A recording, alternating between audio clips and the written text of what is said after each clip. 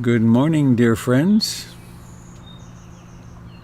Have we got sound? No, we don't have sound. Here we go. Second try. Good morning, dear friends. Have we got sound? Yes. Yay. I don't have my checklist this morning, so I could have forgotten something significant. Please let me explain my hat. I love this hat. I was just given it. It belonged to a dear fellow named Ron Nato. He was a physician here in town, a very prominent physician, and I got to know him over the last year of his life. And he had pancreatic cancer, and he approached the 2 cancer docs up on the big medical hill here, and they both said, you need to see Robert. He said, I want to die consciously. And they said, you need to meet Robert Beatty. And he did. And we had a wonderful friendship during that last year of his life. And recently I was with his widow, and she gave me 4 of his hats. And they all fit. It's really quite nice. So I feel Ron is here. And also the brilliance of the sun on the tent is just, I can hardly see the screen if I don't have it. So it's getting warm again when the sun comes and goes from behind the clouds. So that all said, I'm Robert Beatty. I forgot to look up the date. It's the computer knows June the 14th, 2020.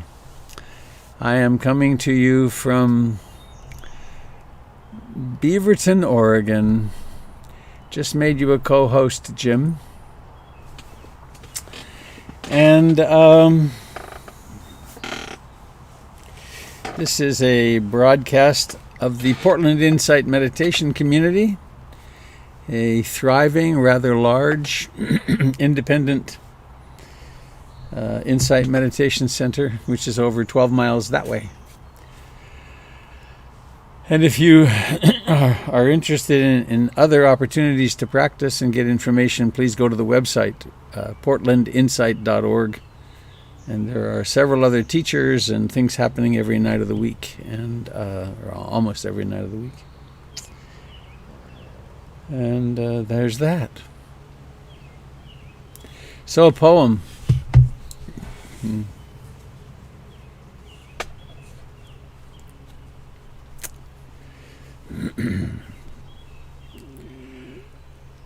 I'm going to break my usual habit and read this poem just once. And to do that, I'm going to read it more slowly. It's from Rumi, 12th century. The city of Saba. Once in the city of Saba, there was a glut of wealth. Everyone had more than enough. Even the bath stokers wore gold belts. Huge grape clusters hung down on every street and brushed the faces of the citizens. No one had to do anything. You could balance an empty basket on your head and walk through any orchard, and it would fill itself with overripe fruit dropping into it. Stray dogs strayed in lanes full of thrown-out scraps with barely a notice. The lean desert wolf got indigestion from the rich food. Everyone was fat and satiated with all the extra. There were no robbers. There was no energy for crime or for gratitude. And no one wondered about the unseen world. The people of Saba felt bored with just the mention of prophecy. They had no desire of any kind, maybe some idle curiosity about miracles, but that was it. This over-richness is a subtle disease. Those who have it are blind to what's wrong and deaf to anyone who points it out. The city of Saba cannot be understood from within itself. But there is a cure, an individual medicine, not a social remedy. Sit quietly and listen for a voice within that will say, "Be more silent." As that happens, your soul starts to revive. Give up talking in your positions of power. Give up the excessive money. Turn toward the teachers and prophets who don't live in Saba.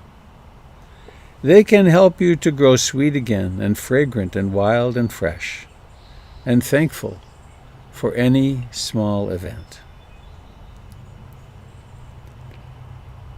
The city of Saba cannot be understood from within itself, but there is a cure, an individual medicine, not a social remedy. Sit quietly and listen from a voice from within that will say, "Be more silent." As that happens, your soul starts to revive. Give up talking in your positions of power. Give up the excessive money. Turn toward the teachers and prophets who don't live in Saba. They can help you grow sweet again and fragrant and wild and fresh and thankful for any small event.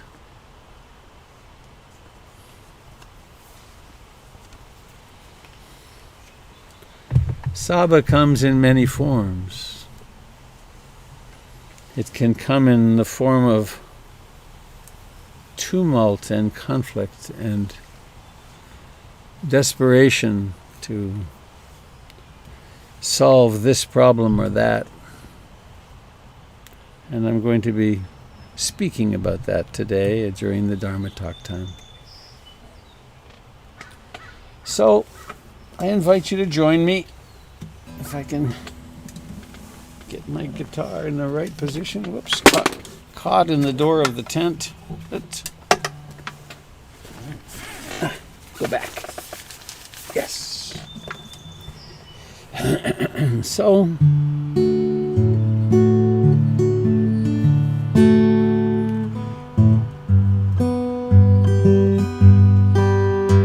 in what can we take refuge in this world?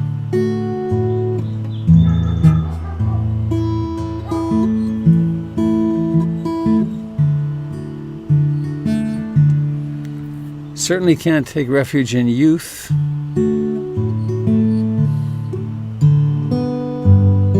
Or in health.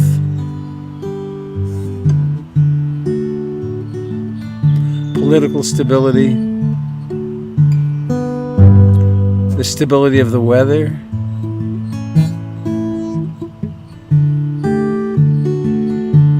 Relationships.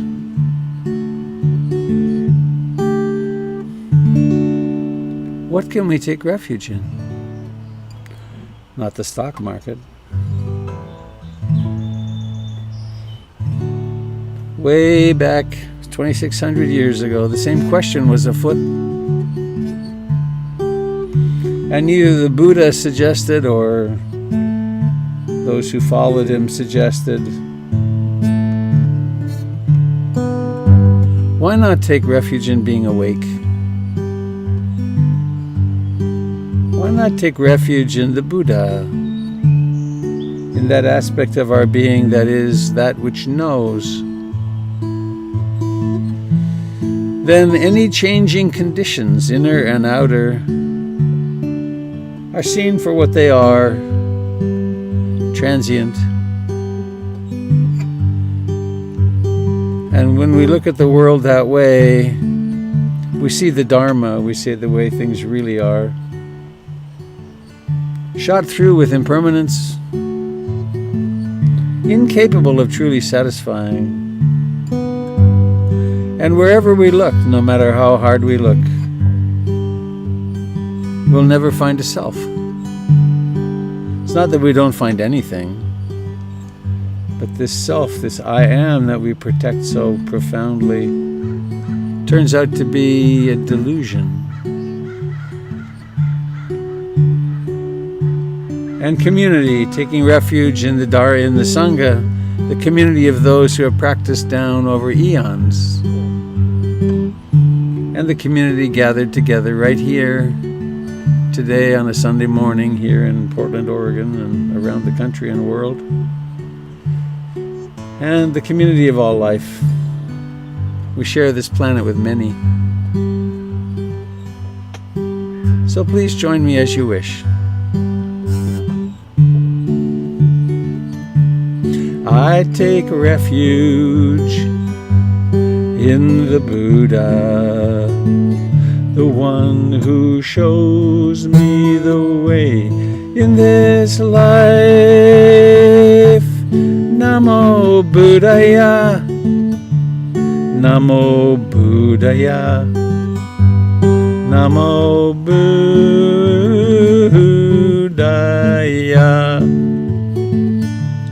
I take refuge in the Dharma, the way of understanding and love. Namo Dharmaya, Namo Dharmaya, Namo Dharmaya.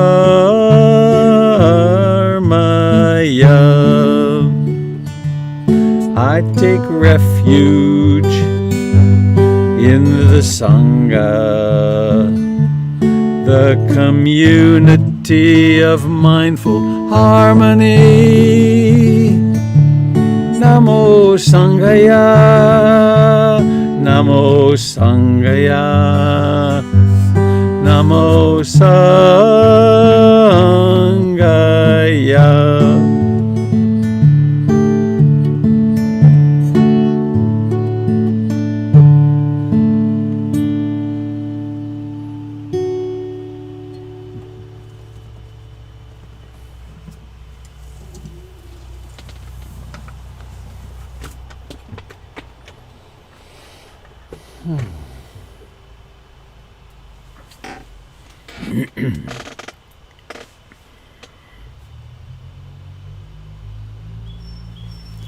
Hello to those of you tuning in on Facebook and YouTube.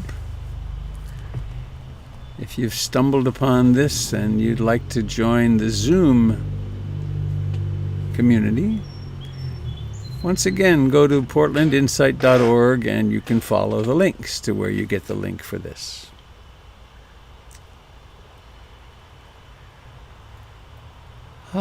Sunday morning. Now, it's now.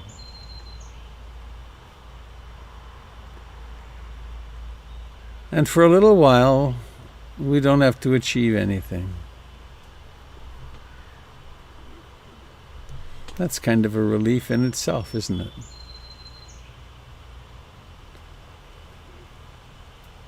So I invite you to sit comfortably upright.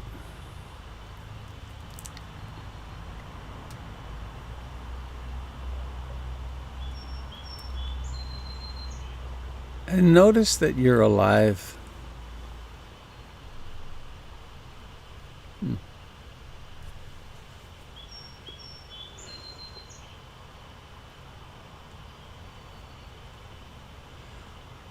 And what does it mean? What is the experience of being alive?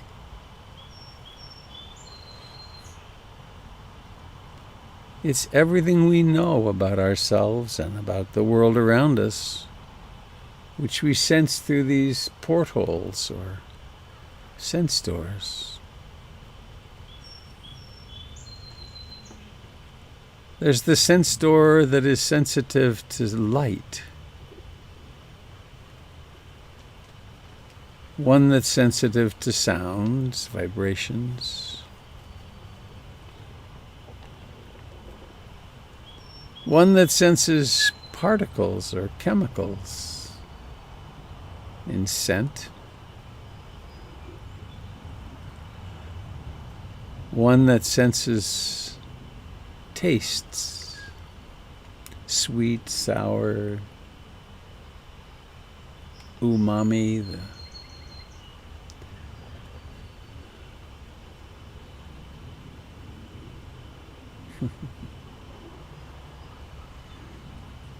and then there's the body that's sensitive to touch and temperature. It has a proprioceptive sense so that it knows, somehow awareness knows where things are, where the feet are and the hands are.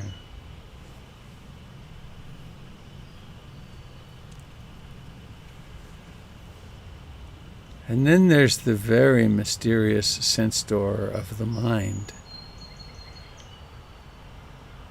which has as objects thoughts, memories, plans, emotions.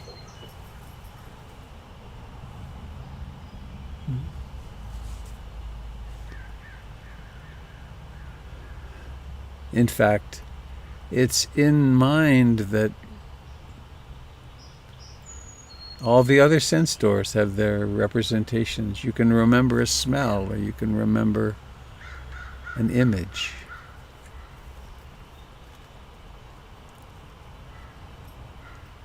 And our task here today is very simple. It's to be awake. Somehow or another, to be awake to what's happening.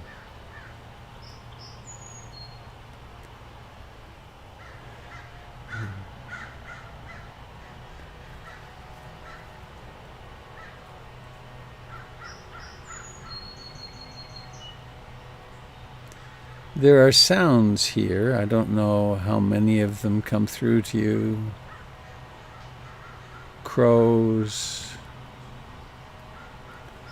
the Sunday morning leaf blower,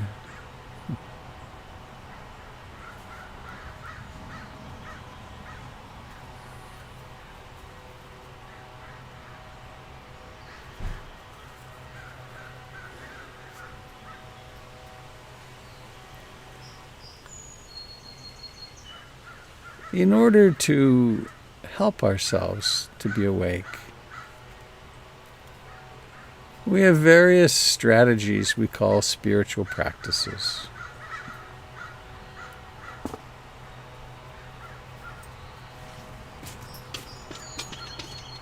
It's one thing to say, be awake. And then we could ask ourselves, well, how?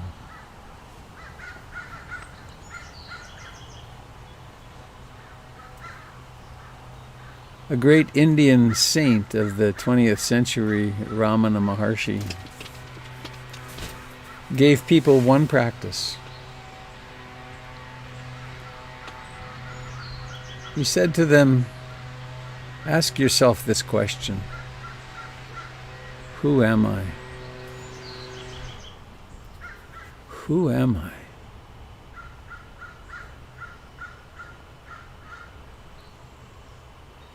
The Buddha put it differently. Instead, he said, pay attention closely. Abide in the body, the experience of having a body, being a body.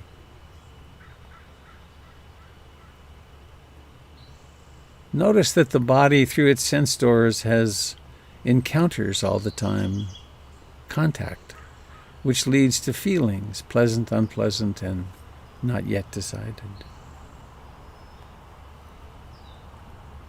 Pay attention also to mental formations, to the thoughts and the stories and whether the mind is contracted or expansive or colored with hatred or fear or jealousy, emotions. Do you find yourself in there? And then what's known as the fourth foundation of mindfulness, the phenomena. Notice mindfulness itself and curiosity and restlessness and doubt, desire.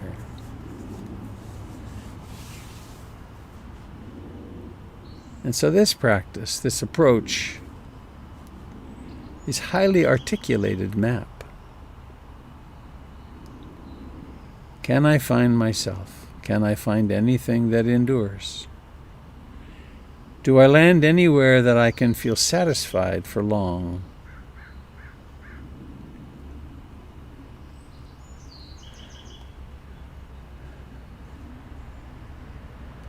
The Buddha also said you can use breathing in and breathing out for stability and support, for developing awareness and mindfulness, concentration, curiosity.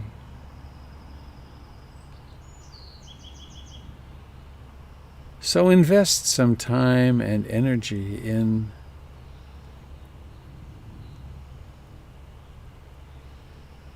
how intimate can you become with this breathing?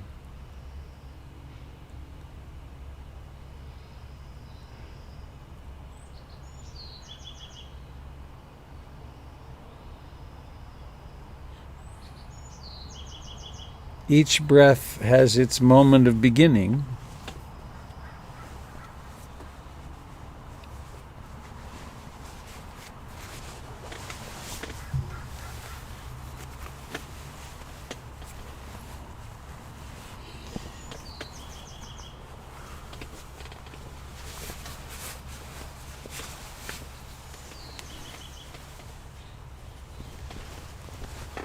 Notice how each in-breathing comes out of nowhere. There is no in-breathing and then it begins.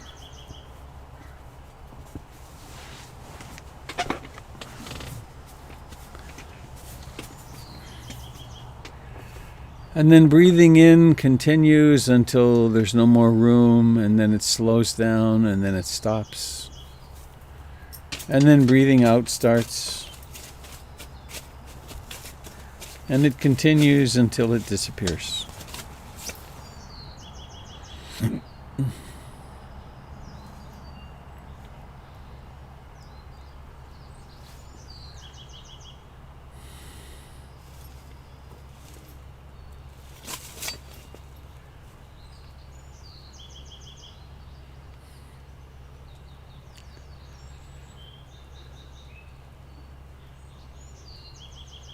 And for the time of meditation,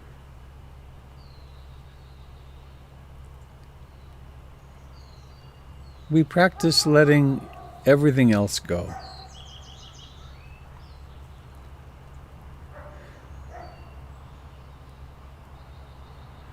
No content of mind is of importance during meditation. No memory, no plan.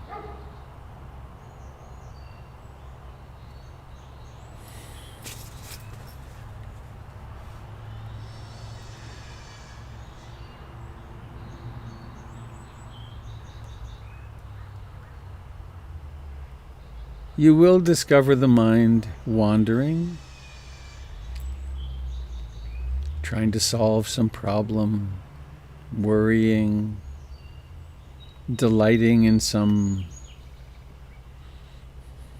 fantasy, imagination.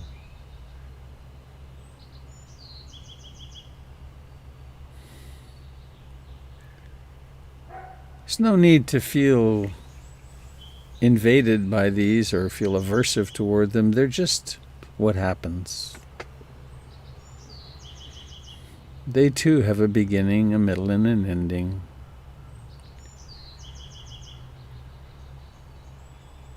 And so we ride the waves of this mind and body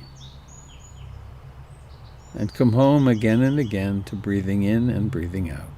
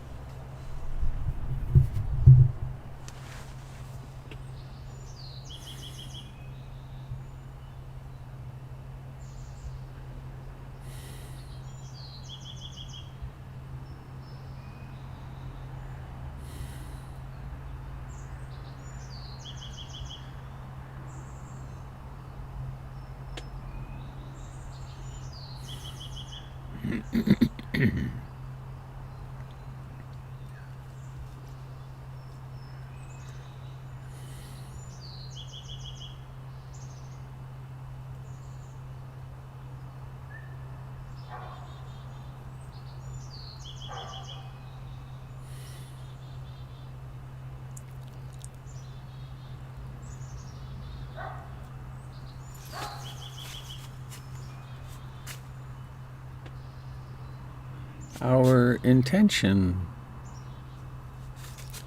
isn't particularly to become great breath meditators.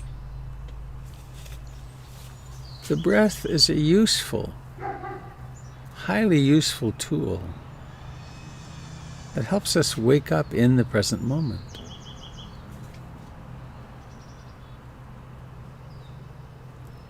It might result in your discovering how tired you are,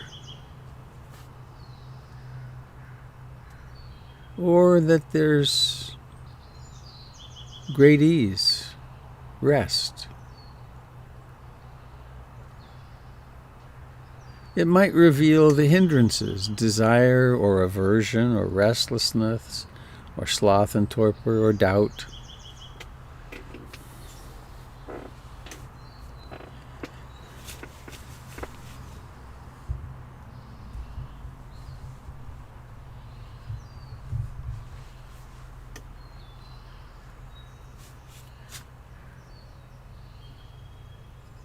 It might reveal delicious contentment and ease and equanimity, or perhaps sadness or loneliness. It just reveals what's there.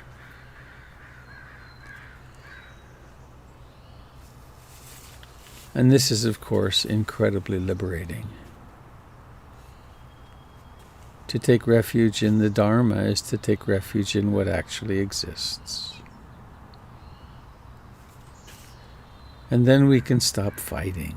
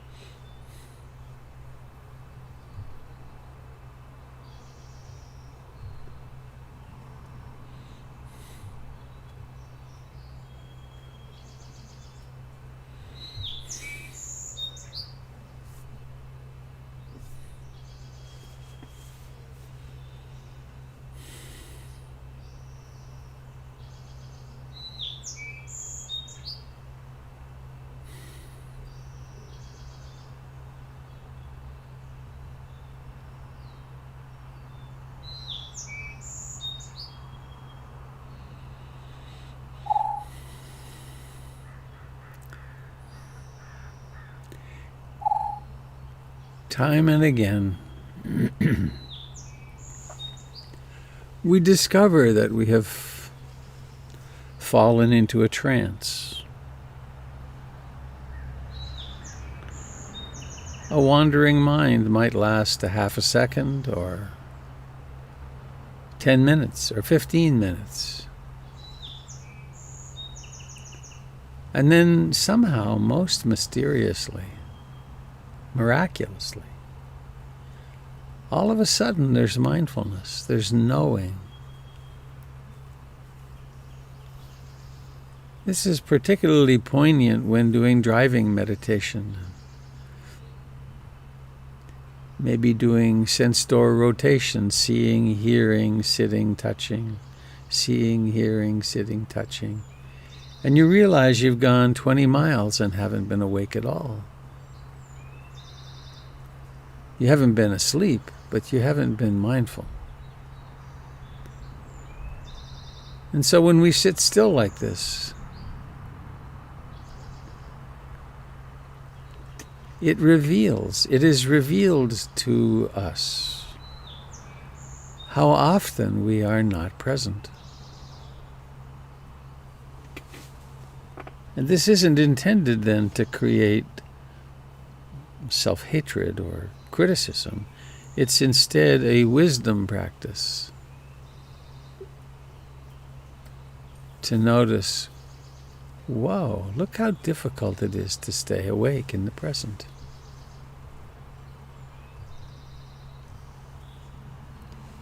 And that can sometimes strengthen our resolve. I will, in fact, practice mindfulness more.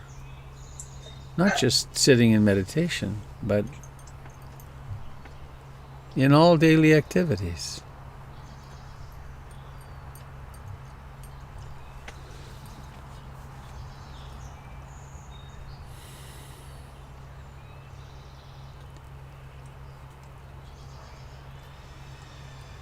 Embracing each breath as though your life depended upon it. Which of course it does.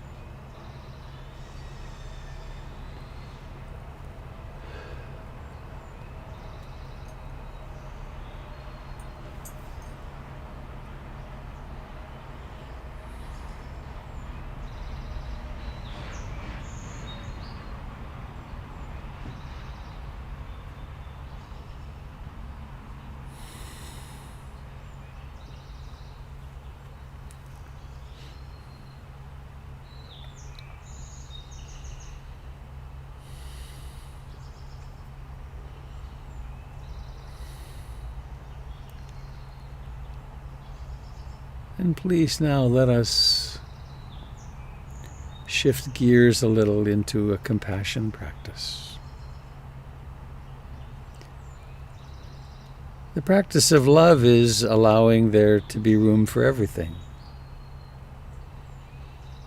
Doesn't mean we like everything or everyone, but we wish all beings well. Without exception, all beings. And when love or metta meets suffering, it converts to compassion, which the Buddha called the sensitive heart's natural trembling when faced with suffering.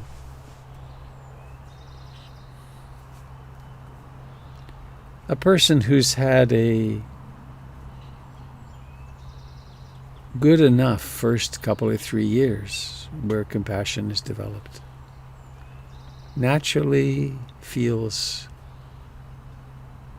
compassion when faced with suffering.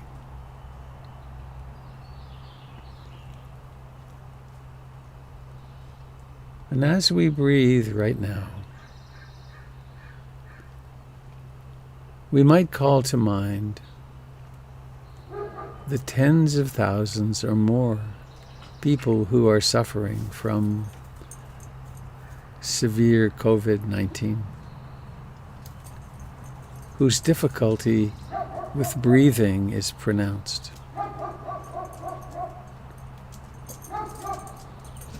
It's not to feel as them, but it's to just, for a moment, recognize this is happening to tens of thousands of people right now.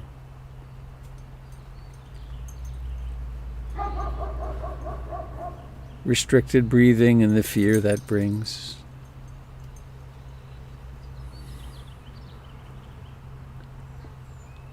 Let us hold them somehow in our hearts.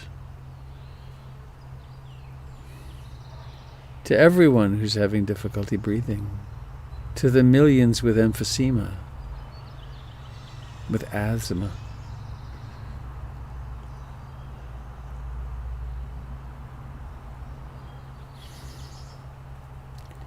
to ourselves, those of us that have some asthma,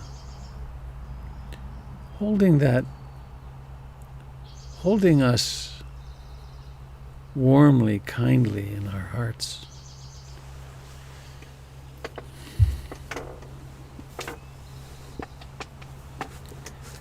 Acknowledging the vast dukkha, the vast suffering here on the earth, and in so doing, becoming more noble beings. They call it the Noble Eightfold Path. They call those who realize awakening along the way Aryas, or noble ones. We are the noble ones, or we have that potential to become more and more noble, more and more compassionate, kind, beginning with ourselves.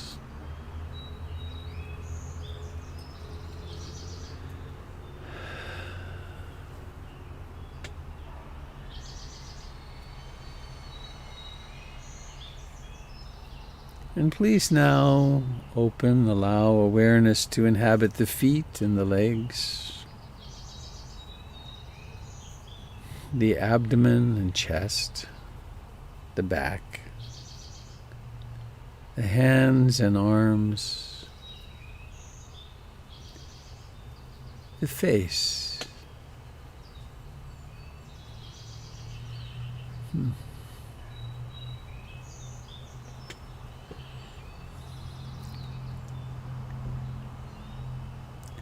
Notice the life of the lips and the tongue, the cheeks,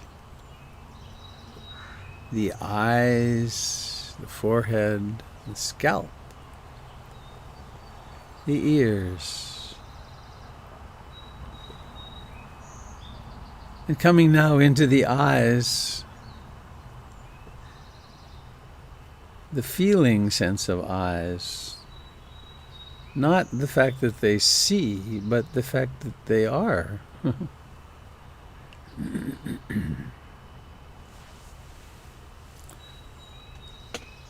And then, when you're ready, noticing the intention to allow the eyes to open.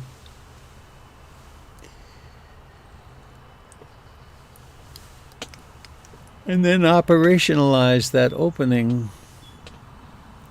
Opening until seeing happens.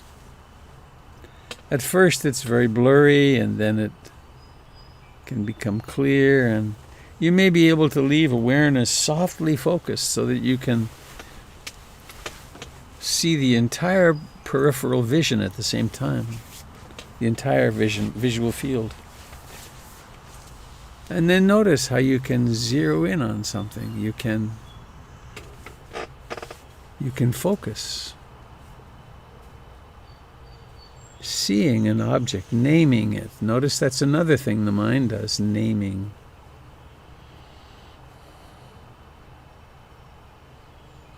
Naming is separate from the knowing of naming. This mindfulness is simply the light that shines on everything, without exception. The most painful things, the most pleasant things.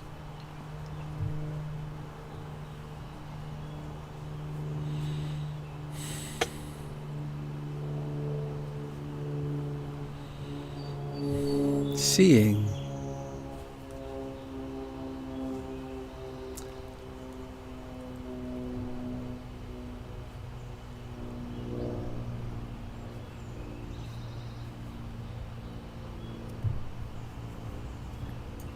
We have a few announcements today.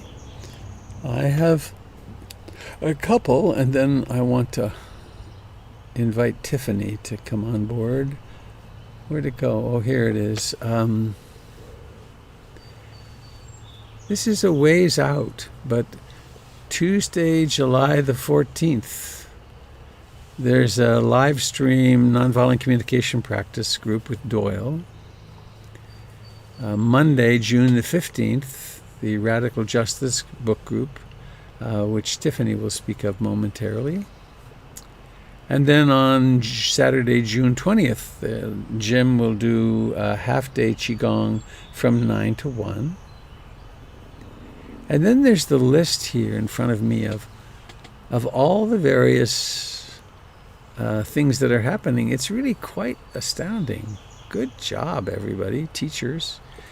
There's this Sunday, there's every morning at 7 o'clock, I'm on. Jim is pausing Monday Night Guest House for 10 weeks or so. There's a Tuesday morning peer-led group, 9 to 11:30, and then there's Gary on Tuesday, Gregory on Wednesday, Doug Pullen on Thursday, and then I often forget to mention Doyle Banks is their Friday lunchtime Dharma, 11 to noon on Facebook. So that's pretty rich, huh? Amazing. Now, let me see if I can get back to you. There you are. Tiffany, would you please take the foreground? Yes. Hello. Good morning, Sangha.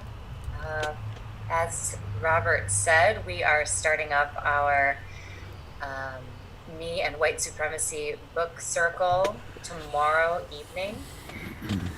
For those of you who may be hearing about this for the first time, I know it's short notice. That's okay. We have a solution already in mind for you. We're going to record the session tomorrow so that you may review it if you're unable to join us tomorrow but would like to join for the group. Also, for anyone who saw the initial email but maybe haven't seen the follow-up emails, we had begun with a feeling that we were going to keep it a really tight, closed group, and that we wanted a commitment for the whole time. Since then, we've had some amazing conversations and some beautiful guidance. And so I'm pleased to announce that we really want anyone who wants to do this work, even if you can only come for one evening, to please join us.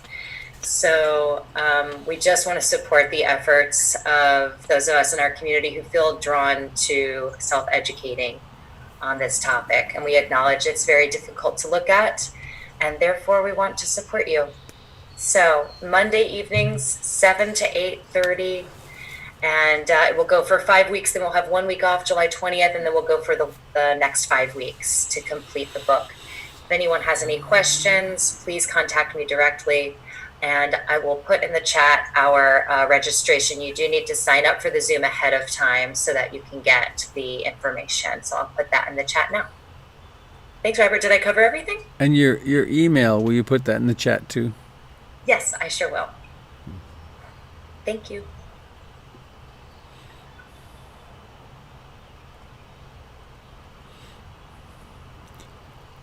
I think that's announcements. Mr. Dalton, would you care to become Li Jinping from Sichuan and lead us in some Qigong? Thank you. I'd love to lead. I wish I had thought ahead of time. I have a whole page of quotations from Lin Po, the name that you started referring to me as a long time ago. I looked him up, and he's quite a deep Zen master. I see. I thought I just made that up. That's very synchronistic. I did just make that up. Next time I'll memorize something from him. All right. So if you want to join me for some mindful movement, I'm still working with Robert's early question that he got from Ramana. I can't think of her. Anyway, Ramana Maharshi. Maharshi. There we go. Anyway, it's a question that's very simple that some significant person in my life asked me to ponder when I was 12 years old. And in the last couple of years, I'm beginning to get an answer. But it's simply, who am I? So, who am I when I'm standing here? Am I this executive function that's up here between my ears, behind my eyes? My executive function says stand, and then don't move. That's part of how the executive function operates. And we begin to identify with that. Is that who I am? Then the executive function says sink into your knees and then let your arms rise. And there's sort of a controlling vigilance from the executive function in the brain to, are my hands moving up? Can I feel it in my shoulders? Can I feel it in my wrists? There's this incredible feedback system that goes on and on and on, and there's supposedly, in our assumption about ourselves, there's somebody in charge inside the skull that's controlling all this. I'm not sure that's true, but it's a good question to ask. Who's in charge of sinking and rising? When the sinking and rising takes place in harmony and both hands are in sync, who's creating that synchronization? Is that coming from behind the eyes, between the ears? Let's open our arms. How does the left hand know what the speed of the right hand? Is that something that's taking place inside this little skull cap?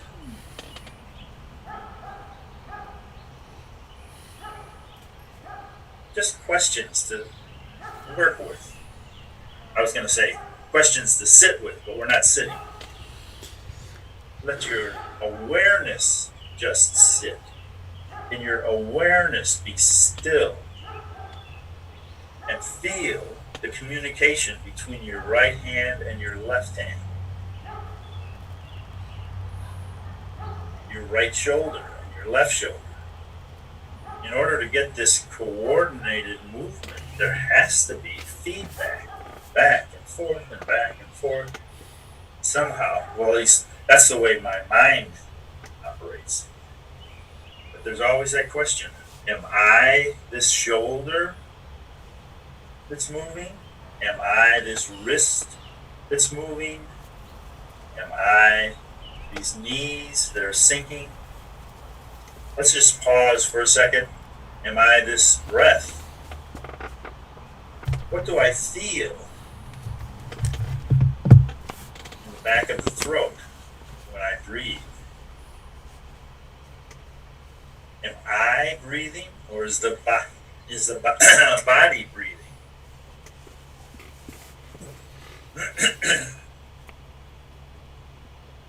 Standing and breathing, and then a suggestion is made. Let's reach across and feel the weight move into one side as you reach up and feel the heel come off the floor. There's a sensation in one foot that's different from the other. But if they're in harmony, you don't tip over. We call it balance when we coordinate all this. But who is doing the coordinating? That little mini me behind the eyes?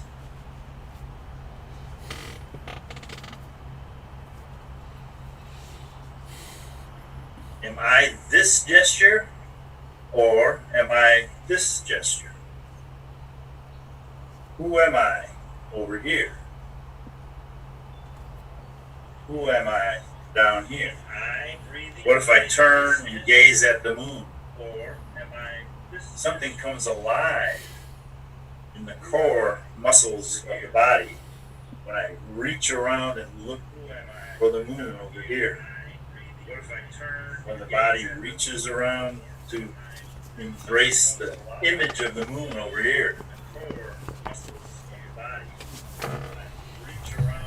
There's awareness in every cell of the body feeding into some kind of network that we call awareness.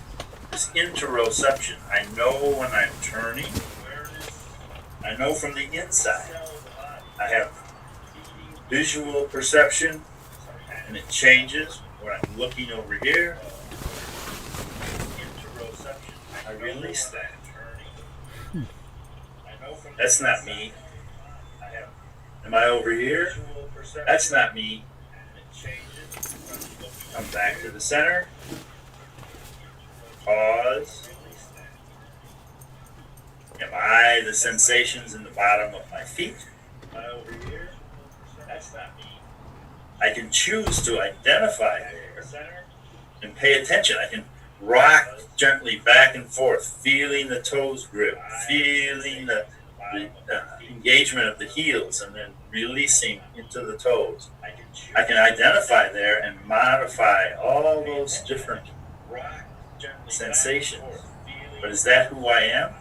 Immediately, I can change to, I'm going to reach forward with this hand, and reach forward with this hand, and feel the hips reaching forward on one side, pulling back on the other. This simple gesture begins and ends and teaches me about impermanence. And if I go back to that question, who am I? Am I this reaching out or this fading away? This reaching out or this fading away? It's questions. The questions keep coming, and we sit with them. We sit. Where do we sit? We sit in awareness. We don't sit in that little mini me behind the eyes, between the ears. Let's sink and draw the arms back. Come down the center, relaxing, relaxing, relaxing, letting go. Who am I when I'm at the top? And I let that go, and it dissolves. Who am I when I breathe in? I'm in this upsurge of new energy. Who am I when I let go? Is this self the same all the way around? Or is it fluid? Is it a wave?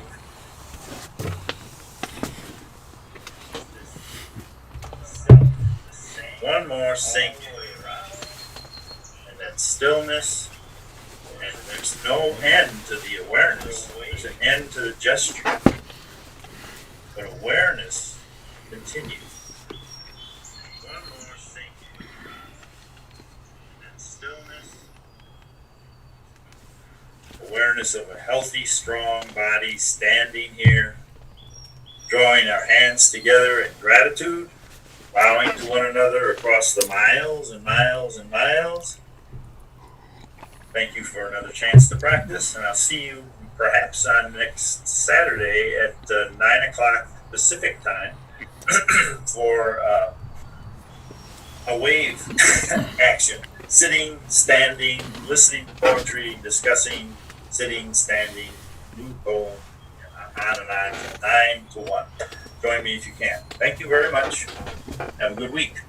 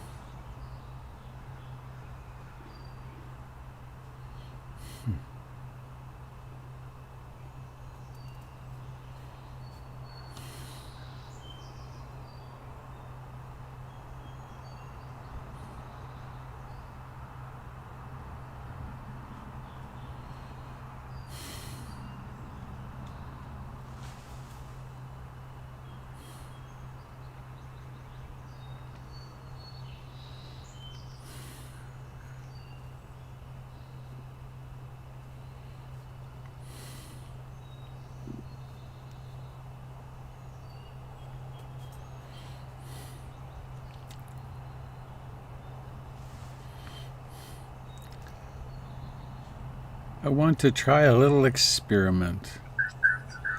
I just unmuted everybody, and I want to say, hello there. Can you answer?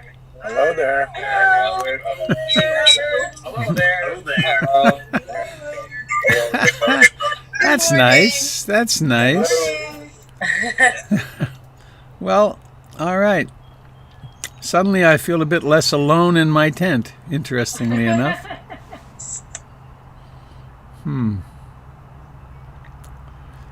Utah. There we go. Continue. Well, hi.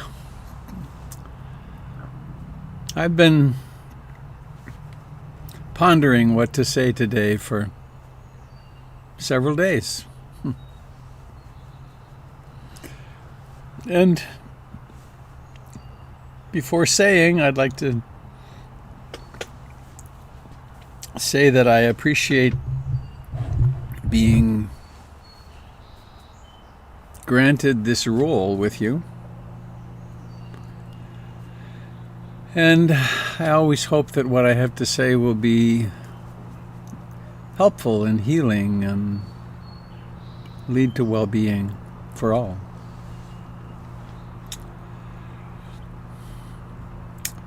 So I have a few notes. Ah, yes, I also have a poem.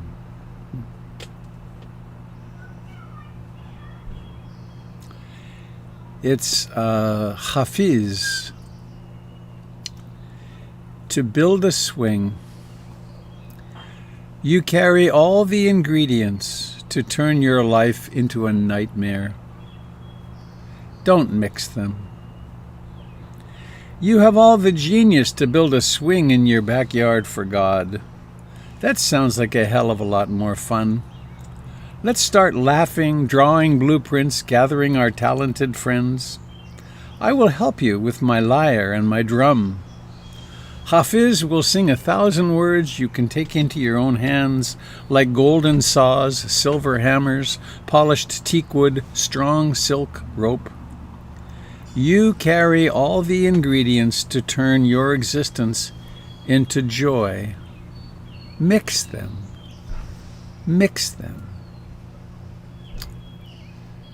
You carry all the ingredients to turn your life into a nightmare. Don't mix them. You have all the genius to build a swing in your backyard for God. That sounds like a hell of a lot more fun. Let's start laughing, drawing blueprints, gathering our talented friends. I will help you with my divine lyre and my drum. Hafiz will sing 1,000 words you can take into your own hands, like golden saws, silver hammers, polished teakwood, strong silk rope. You carry all the ingredients to turn your existence into joy. Mix them. Mix them. You carry all the ingredients that turn your existence into joy. Mix them.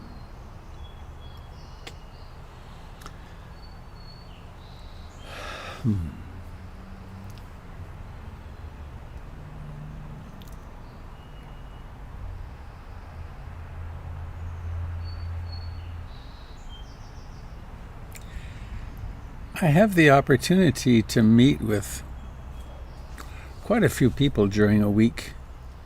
I'm socially isolated, but certainly not isolated over Zoom. And there really is a lot of upset and uncertainty in people. I guess because there is a lot of upset and uncertainty in the world. And it's a time, I just realized I may have a bit of a challenge here.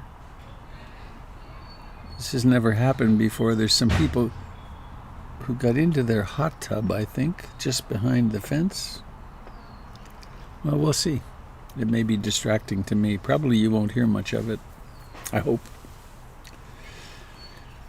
So, It's a time of revolution and change, I would say. And there's some big things happening. I just want to list a few of them out that different ones of us relate differently to. Everyone's affected by significantly, I think. Despite the recent uproar here around racial inequity and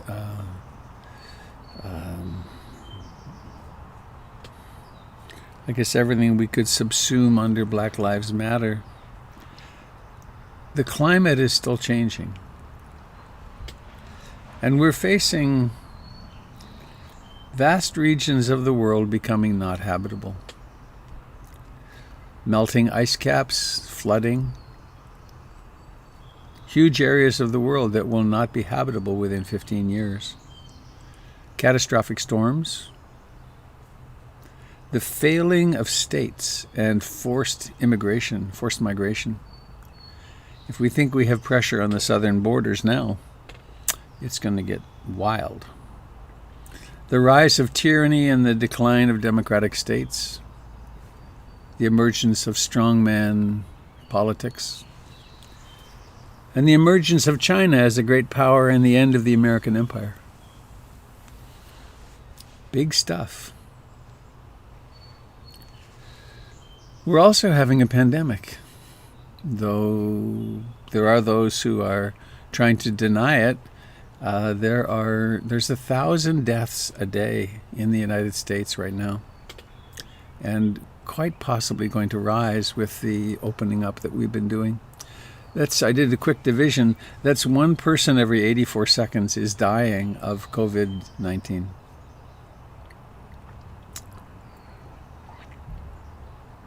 We're waking up to racism. 400 years of systematic subjugation of black people. And now we have demonstrations in the streets, and the reality of at least in many police departments, of a culture of violence is becoming really undeniable. Add to these, if it weren't enough, all the usual challenges of making a living, taking care of the kids, creating relationships that can sustain us, illness, mental illness, aging parents, and so on.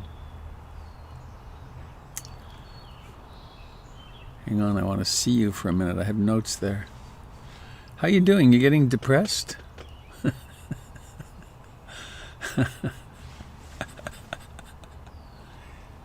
It's a lot.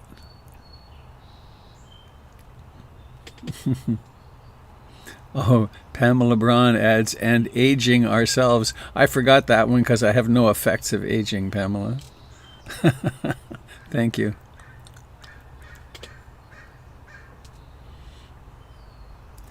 And now,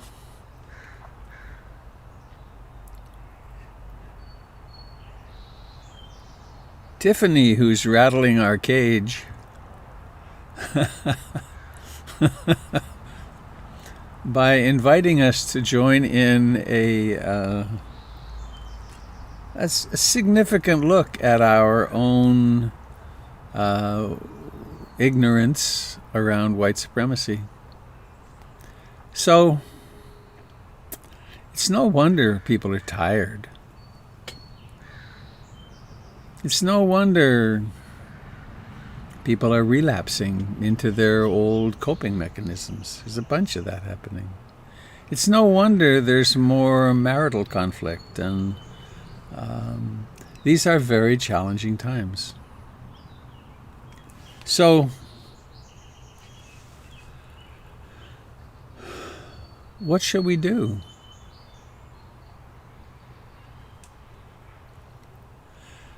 One possibility is that we do the same thing that people did back in the time of the Buddha, and that we recognize that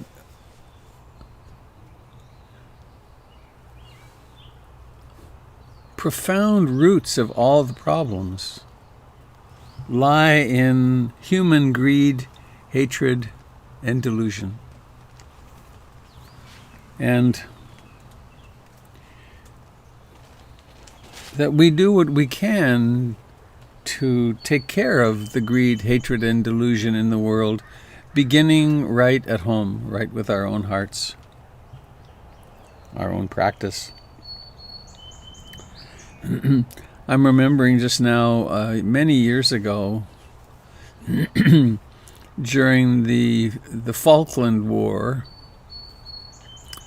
those little islands off Argentina that the British claim as the Falklands, and the Argentinians call them Malvinas, and they went to war over them, and there was a big build-up for several weeks as the British Navy got ready, and then it went south, and I became very intrigued in it. It was exciting, and I went to see Ruth Denison while the build-up was still happening. And very soon after I got there, I asked her, "What do you think about the war?"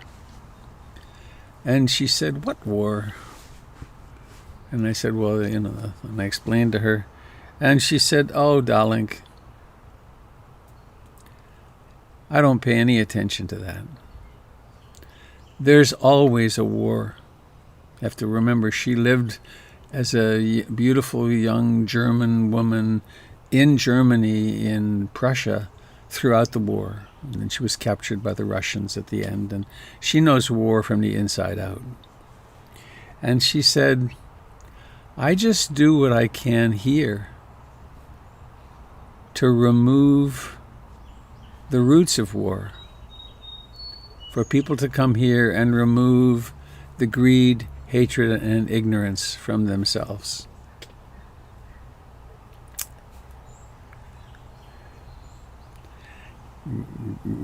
Brings up another memory. When I was on my way home from India in 1979, I stopped in London at a Buddhist society. There was a teacher there, very famous old man called Sadatissa was his name. And while I was waiting for him to come meet me, I read there was a newspaper article framed on the wall, and it was an interview with him. And one part of it was there was a fire station across the street, and they asked him, Doesn't it disturb you having a meditation center across the street from a fire station? They make all the noise when they leave. And his response was, well, I run a kind of fire station of my own. But the fires we put out are the fires of greed, hatred, and ignorance. So,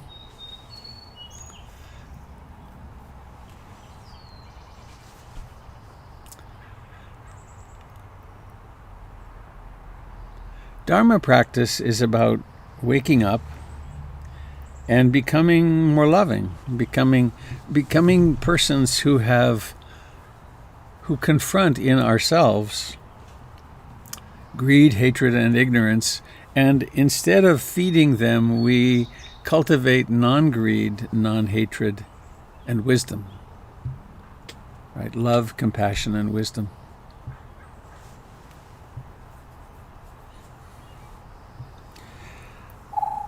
The Buddha was kind of a radical, more than kind of. He was a revolutionary in his own time.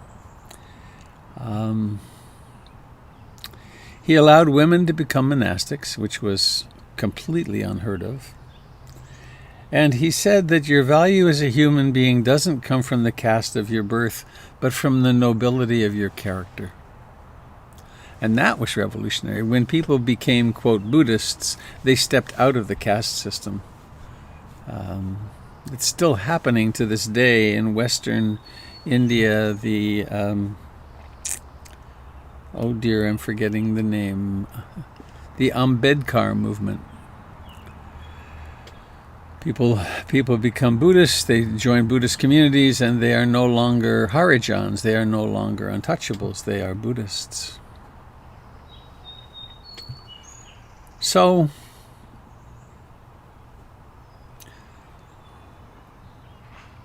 one more image. It comes from Hinduism. There's the notion of that our world is Indra's web. And that we can be really motivated to help life. And what's the most effective thing we can do? Well, one way to look at it is to reach out our arms and our hearts and recognize, what's my reach? What's my sphere of influence? Which piece of the web of life can I have the greatest impact on? And so that always begins with ourselves. How can I affect myself so that I become a more loving, compassionate, and effective person?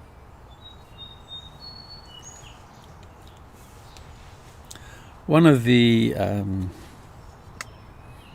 is it a meme? I never quite get it straight. But one of the things that I've heard coming across my screen recently is a statement, a critique. If your Dharma isn't radical, it's not real. And that kind of thing. And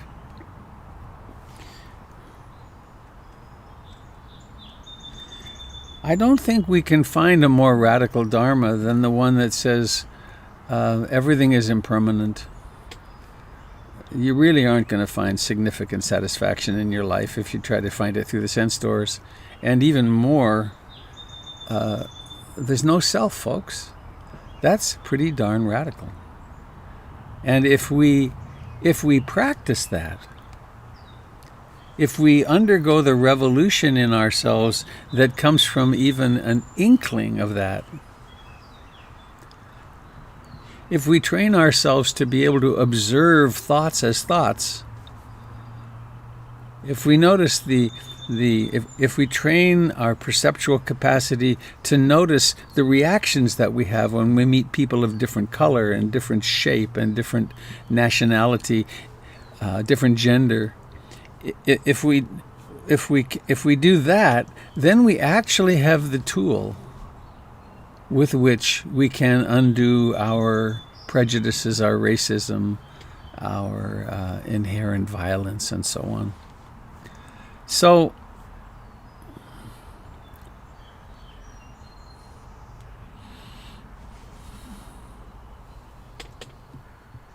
what to do in this time?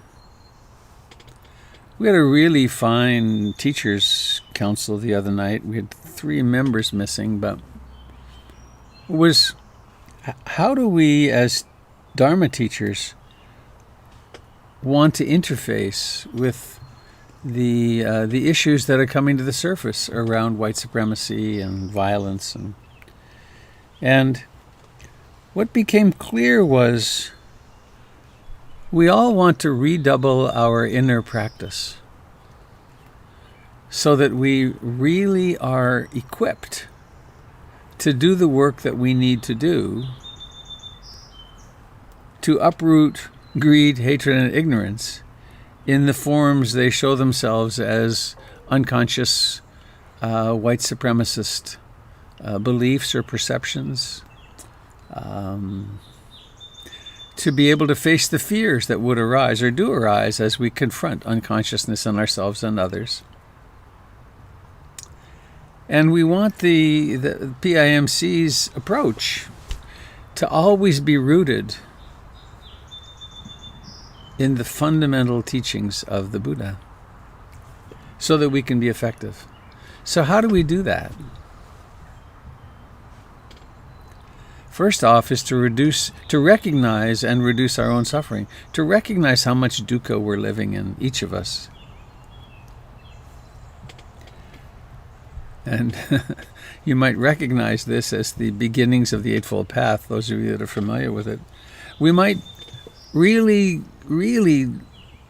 refresh our worldview based in the three characteristics of existence: anicca, dukkha, anatta, impermanence, unsatisfactoriness, and the emptiness of self. To really practice so that the law of karma becomes more and more clear to us, that every action has a result. Every thought, every word, every action has fruits. And understanding this, why would we not practice wise intention? So that we aspire toward and become a person who goes against greed, hatred, and ignorance in all their forms. And that we act skillfully. Skillfully, actions rooted, again, it always comes back to the three roots of suffering, doesn't it? It goes against greed, hatred, and ignorance. That we really practice being conscious of how we speak. What actions we're involved in that cause harm. And so on. So, there is a really interesting, what is it, a dialectic? I think it is, between inner practice and outer activism. And each of us has a choice to make, which is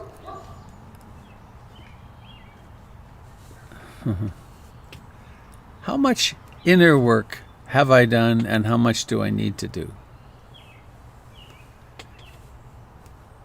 And I guess I am opinionated. I'd say funny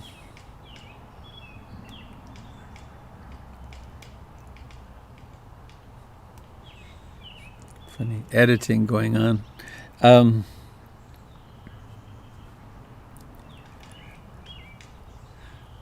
I guess one never knows, but I think that having at least an hour a day for a spiritual practice is really fundamental. I mean, I guess I could say that for myself, just own it here, that if I don't have at least an hour a day of just sitting and being, I'm not so awake. And if that goes on for a few days, I become more and more unconscious. And then there's this question of, and we're facing this, and I thank you, Tiffany, for your leadership and helping this class to happen on Monday night. How actively do we want to be involved in addressing our own attitudes that support the racist culture and the oppression of black people and people of color?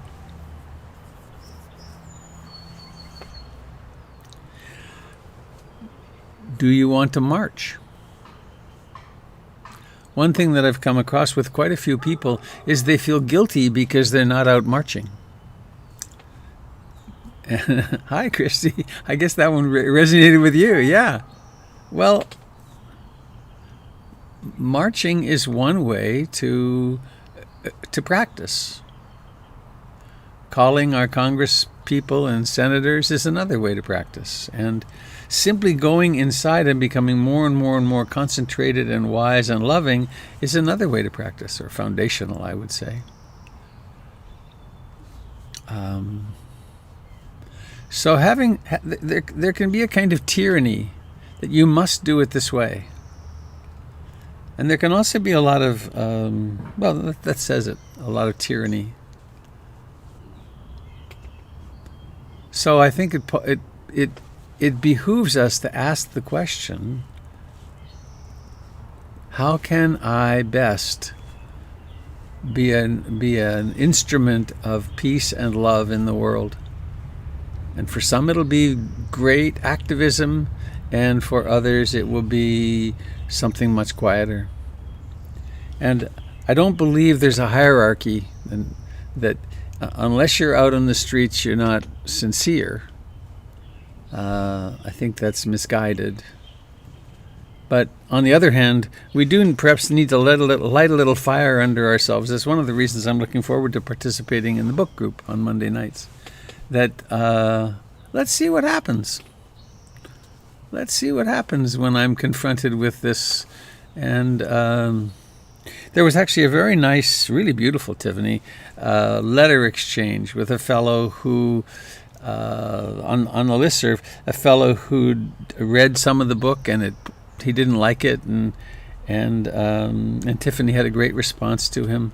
That it's really about it's an experiment to see what do we find out about ourselves if we bring mindfulness and love and compassion to a group process where we're examining something that many people say we people of white skin have been ignoring.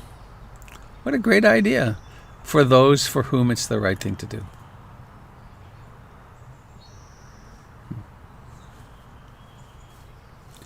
So I think I want to hear from you.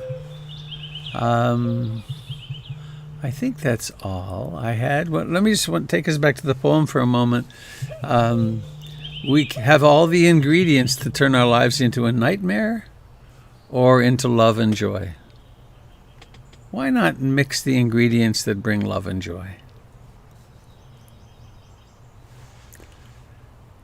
So thanks for listening. I'm going to, if you wish to speak, please unmute yourself and we'll go from there.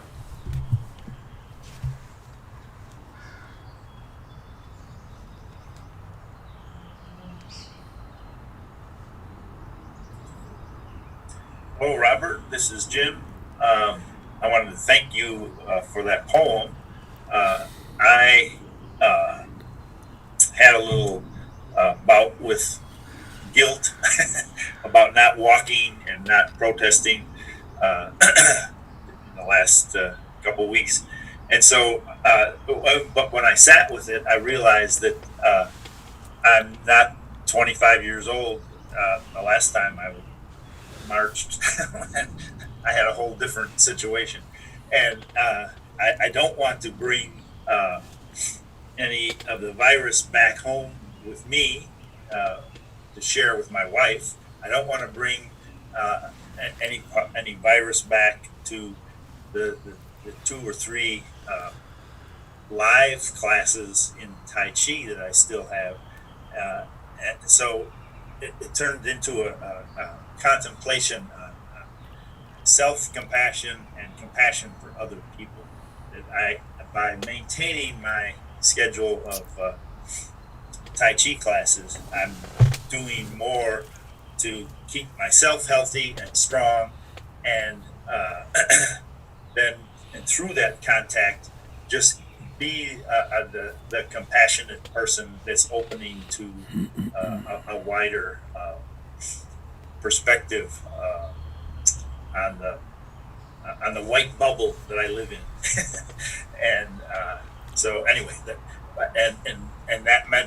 that also meant that I am putting my Monday class on hiatus for 10 weeks so that I can participate and really give the class total focus, and then figure out something else that I want to do with this community as a Dharma leader as I go along. So there's more to come. I don't know what it is, but that's what's coming. That's what's happening for me right now. Thanks, Jim. Thank you.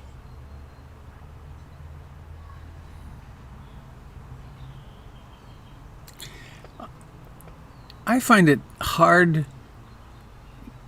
to remember sometimes that I'm here's sadness,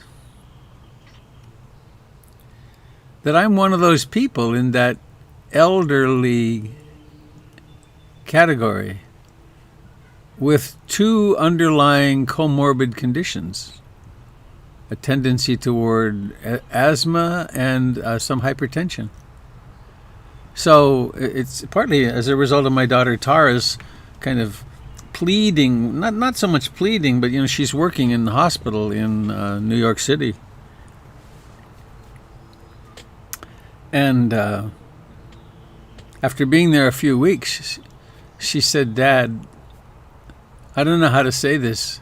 I don't know how to say this any more forcefully, but you must not get this." because it's bad for people your age with your conditions. And she's not in the ICU, but she works with people as they come through. And then she said they're bad, they're unstable, and various organ systems are failing, and they're fixing them up, and then all of a sudden they go bad, and then they're in the ICU on oxygen, further oxygen, and then they die. And so for older people, it's hard to believe, but for people like myself and you, Jim, and you're even older than me. What is it, a year? Anyway, it's just not wise. We really need to take care, and it's hard to remember.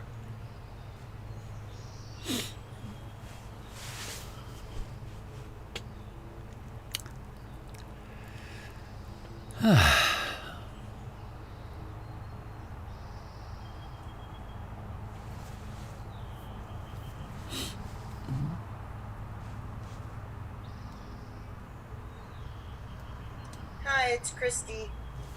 Hi, Christy. I have all kinds of things happening for me right now that are making me feel out of sorts. Our daughter just left to go back to her college town. She's leasing a place there, and she needs a job. But I worry. Now she's gone. I was with 2 Indian lady friends last night, and I had agreed to come over to sit out on the back porch, and they're like, "No, come in," and I did. I went in the house and I sat at a table with them, and we got really close, and kind of it's freaky deaky. And then also my last thing, because I'm a rambler, I have to remember to be really grateful to today, because today I am healthy and I don't have COVID. And tomorrow we might. And so I need to look at the little friggin' things in my life that, heck, I'm in a bad posture right now, but my body's letting me do it. So I need to be grateful of these things. So, and you all are helping me. I'm an extrovert, so this is what I get from my peeps. I love you. Thank you. Thanks, Christy.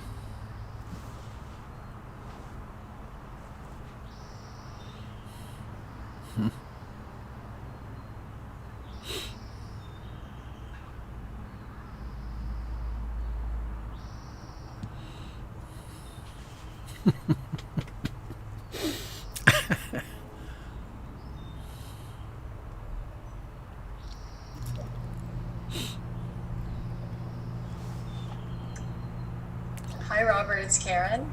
Karen. Hello, Karen. Hey, Robert. I'm actually riding my bike today to the Seattle Autonomous Zone with a friend of mine. And she has expressed that she feels guilty that she hasn't been going to any of the protests. And I haven't gone to any of the protests either, but I don't feel guilty. I've been watching them on television. So we decided to go to the Autonomous Zone today, and I'm having this visualization of sending photos to friends of us there with the term, "Here we are, terrorists in the Autonomous Zone," because that's the way we've been labeled, by the administration. And I mean, I'm thinking, or my impression of it is that it's more of a festival type atmosphere, with a lot of learning going on. And another motivation for me is I thought, this is the nearest I'm going to get to a festival this year, and I thought, oh, not the best thought about it, but I can't help it. That is what I thought. Mm-hmm. So anyway, I just wanted to share that. Thank you, everybody. I hope you have a lovely day. Thank you. Several years ago, at the very end of Standing Rock, I got a bee in my bonnet when I saw the water cannons hosing down the people in 20-degree weather. I became incensed, and I flew to Bozeman and rented a car, a big monster truck thing, and I drove all the way to Montana, or to Standing Rock in the Dakotas, and just the last few days I was there before it all ended. And it was a camp full of people there was a lot of kindness and totally generous, and a lot of love, actually, and some weirdness, of course. But there were, on the ridge above us, there were lots of lights. And anyway, to make a long story short, about a year afterwards, someone leaked the text messages between the people on the other side. And the people on the other side were Blackwater. They were the people who protect oil wells. And the word they used for us was terrorists and insurgents. And they had completely infiltrated the camp, of course, because the camp was open. And so it's a really odd, awkward thing. And I encourage you to be careful. In fact, I wouldn't send a text with the word terrorist in it, even in quotes, because everything is monitored. At Standing Rock, there was an airplane that circled and circled. It became it was always circling, and it had a device in it that trapped all cell phone calls. All the cell phone calls went out through there rather than through the towers. And so I'd encourage you to be careful, because there's greed, hatred, and ignorance in a very organized fashion among people on the other side who are really terrified, and they're lost in their paranoia. And so I'd be cautious and compassionate. They too are just human beings who have gotten caught in a belief system. Thank you. I will heed that advice, Robert.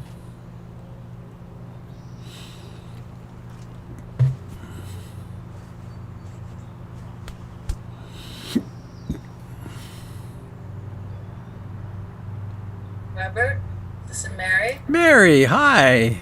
Hi.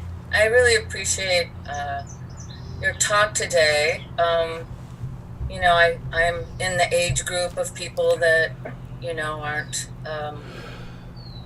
really encouraged to be in crowds. And, we're having lots of conversations amongst ourselves about it. And, I think there's in a certain way, instead of focusing on what we shouldn't be doing, and we shouldn't be marching, and we shouldn't feel guilty about not marching. I feel just a great appreciation to all the people that are marching, and I love, in a certain way, that it's the next generation. That is not us, leading the way anymore. They don't need us anymore. I mean, not that our support isn't important, and certainly our awareness is essential for really the level of change that's required. But I had a march going down street a block away from my house last night. We were having dinner outside, and it was mind-blowing. It was a huge, thick stream of people marching down 26, right, 2 blocks from my house. And they were almost all of the millennial generation and even younger. And I don't know. I just think it's awesome to let that happen, and us find our own paths, which I think are the paths of the elders. So Yeah, anyway, that's all. It's okay that it's not us anymore. Thank you. I want to respond to Jason. If you look at the top of the chat or part way up there, you'll find the information about the book group from Tiffany.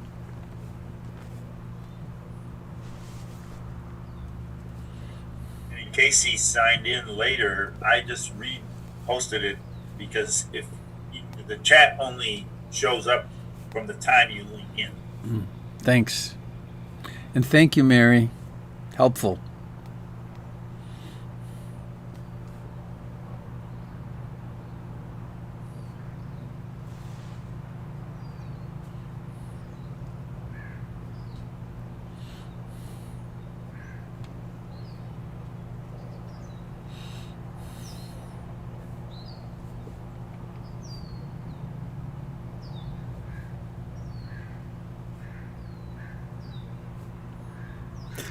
Yes, the book group is on the PIMC website, on the front page.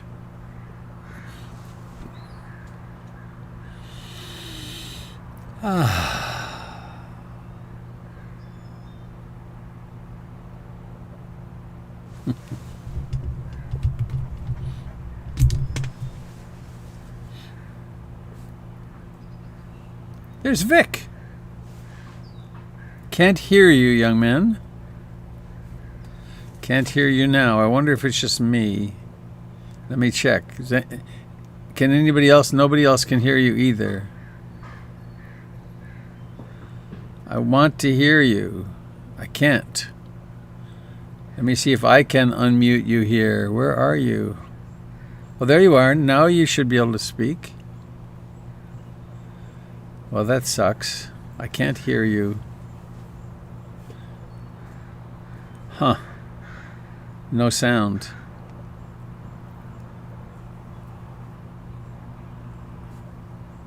I'm really curious what you want to say.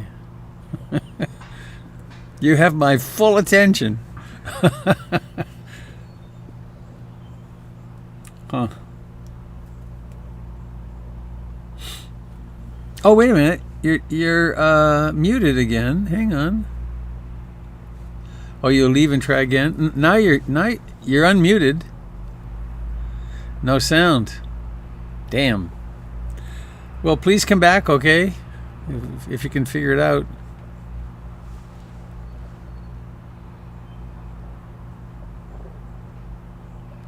Wow, that leaves a frustration in me.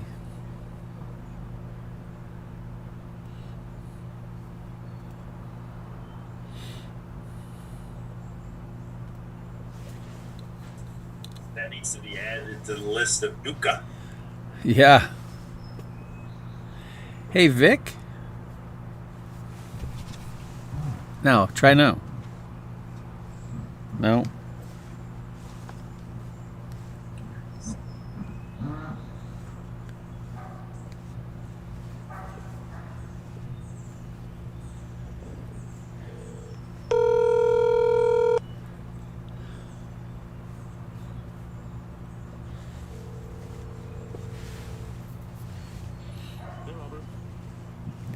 Hey, Vic. Hey. You can talk now. I got it in my. I can do it through my microphone. That's interesting. Okay. But still unmute yourself, because then you'll come into the foreground with the picture. Okay. I'm actually trying to reset my computer to see if that helps. Okay. Well, you have our ear now. Well, I wish this was as interesting as I'm making it out to be, but it may not be. It was actually a slightly tangential topic, and that was around how, we won't practice the headless way. And when we practice the headless way, we talk about how on our side, there is no face, but there is only you. And in some ways that has been turned on its side through these Zoom meetings, because we're always seeing ourselves do. We have a mirror image of ourselves, and in some ways we're no longer headless. And I found that to be a little disturbing. And I was wondering if that was something that you had found on your side. Me personally? Yeah. No, I haven't actually.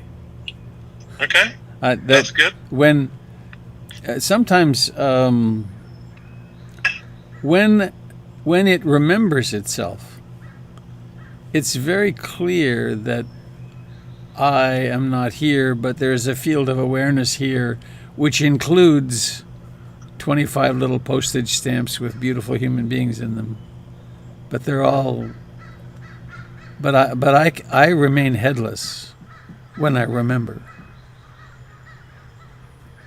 Yeah. Okay. No, that's good. And what I found is that Zoom actually has an option where you can click on your own picture and say hide self-view. Oh, I do that. And I find that when I do that, all of a sudden my mind relaxes because I'm not looking in the mirror all the time. I'm just looking again. I become headless again. Yes, I great idea. Yes, I love it. And that's all I had to say. I'm going to try and join back now. Thank you. All right. It's particularly helpful with my hair as long as it is now, because not infrequently I go, oh my God, my hair is horrible. So I have all these opinions about myself. That's funny. Exactly. Exactly. So it's good to become headless again. Precisely. Cheaper too. No haircuts. Thanks for calling in. All right. That was fun.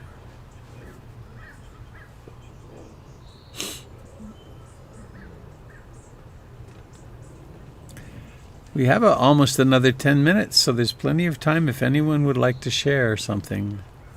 Hi, Robert. Danny. Hi. Hello, my friend. How are you? I'm rather good today. Thank you.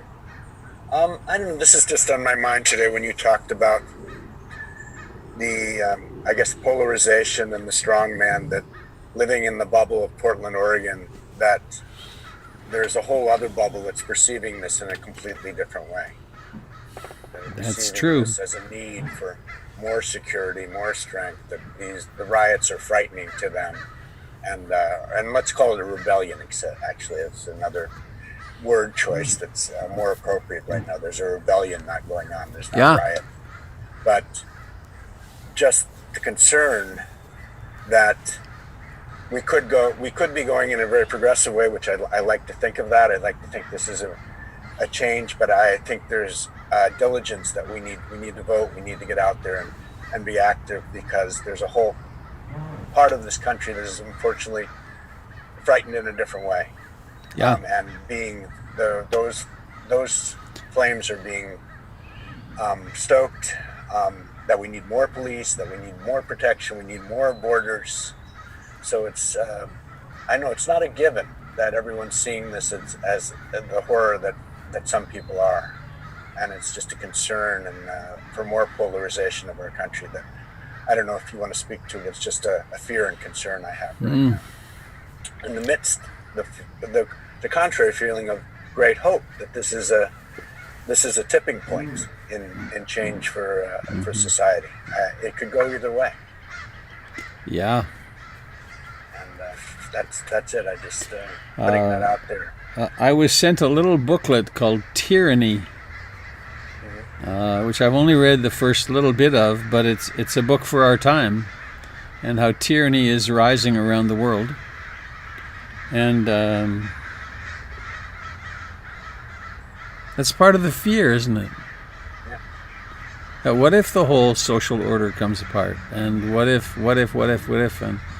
and how to stay conscious, how to stay loving.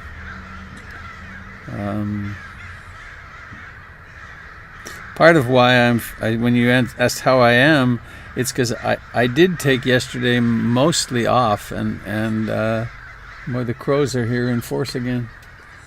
And I spent a lot of time just lying on the couch in kind of a deep lethargy, and really a sadness, and because the time really is affecting me too, and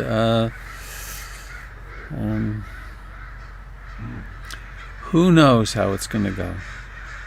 One of a thought that I find very disconcerting is that if in fact that man who lives in the White House is not reelected, he's not going to go away. He'll have a TV network, and it's hatred never is appeased through hatred, but so I think we're in for interesting lifetimes, and all that in the midst of a pandemic, in the midst of a planetary climate collapse. And I have grandchildren.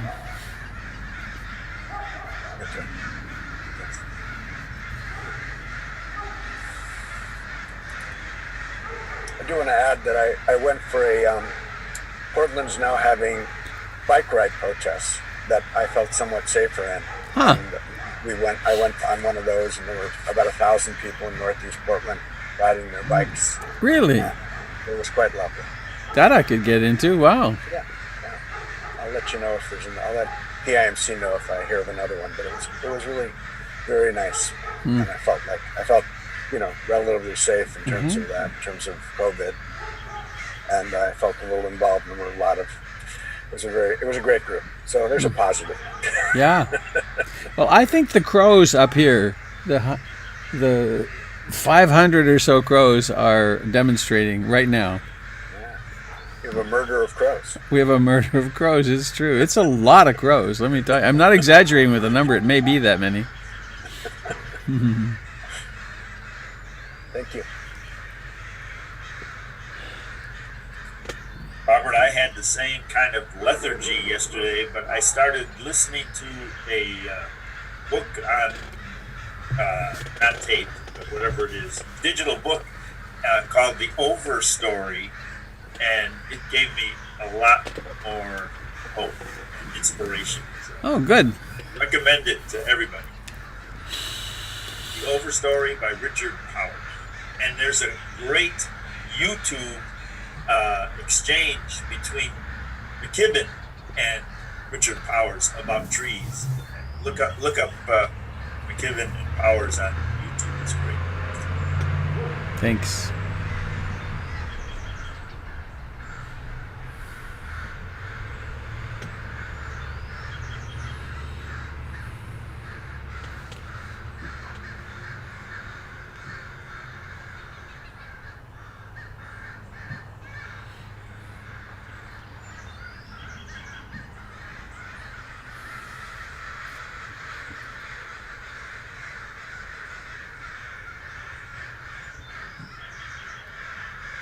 Can you hear the crows? Yes, Yeah? they're wonderful.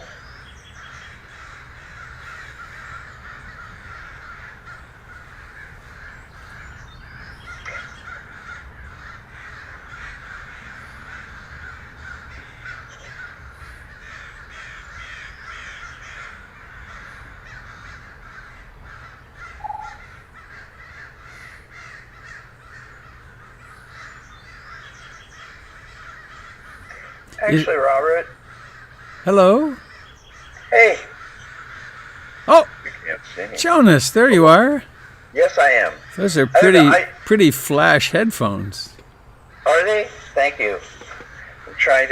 I'm on because my partner, she's listening to another group, and she asked me to be quiet.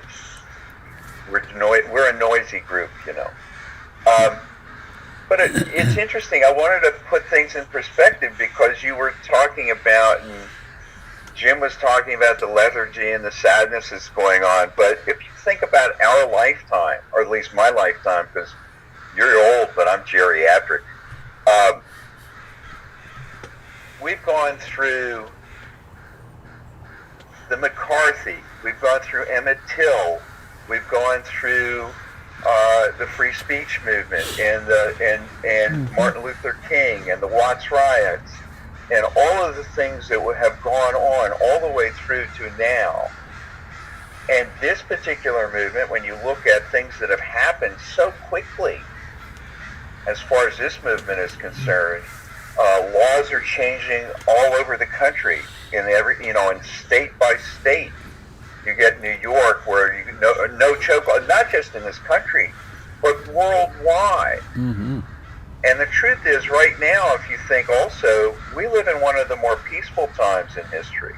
I realize there's stuff going on in Syria and Yemen and Africa and various places. But right now, when you think about it, there is no World War II, there's no World War I. When millions and millions of people, hundreds of millions of people died. So this is a magical time to live in, where actually people are addressing climate change. Climate change has been going on for 50, 60 years. When I was in nursing school, I helped my professor work on her project with climate change back in the 80s.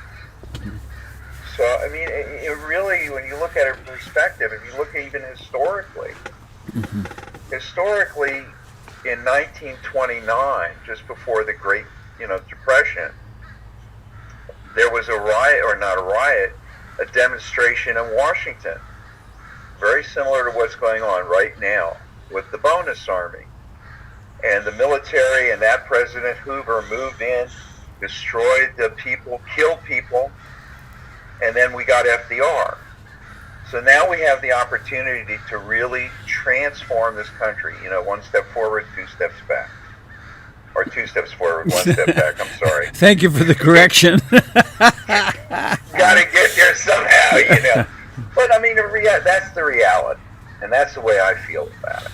I feel lightened by your sharing. Thank you. You're welcome.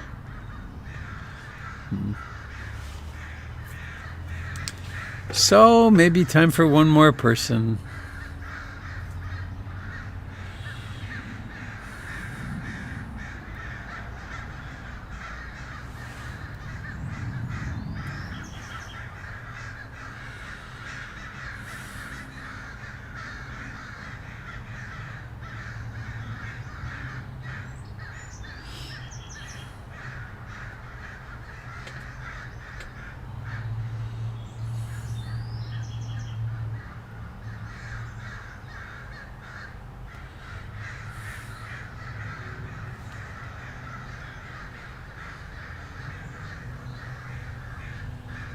Well, perhaps we're done.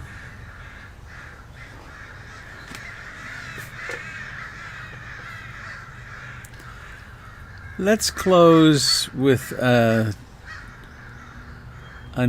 intonation, a chanting of the great primary syllable Om. Let's do it for about a minute, okay? And we'll end with a gong. So, unmuting all. Thank you all for being here today. I look forward to seeing you soon, as early as tomorrow morning at 7. Om.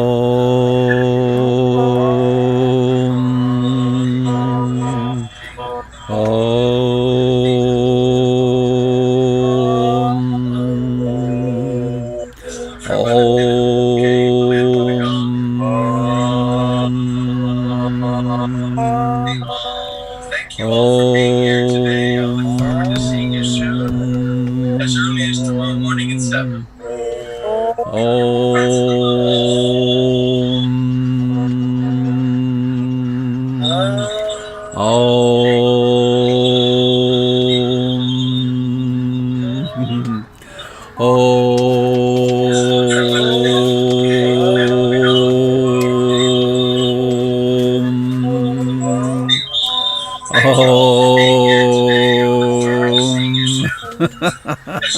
Hydrophonic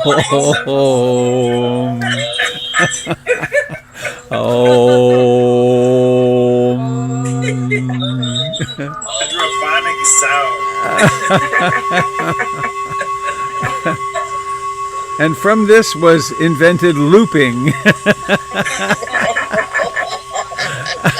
I think it needs a little more refinement. All right. Lovely to be with you. Safe. Thank you. Be safe. Be safe. Have a great Sunday. This was a good Nice to start. see you again, Jonas. Hi, Jim.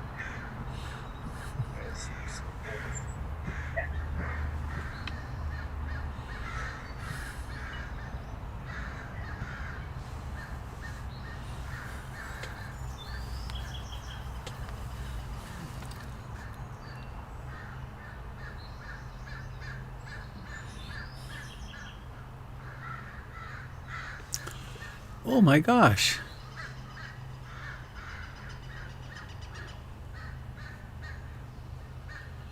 Huh.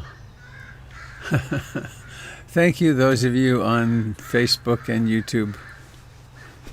Really appreciate you coming and sharing this with us.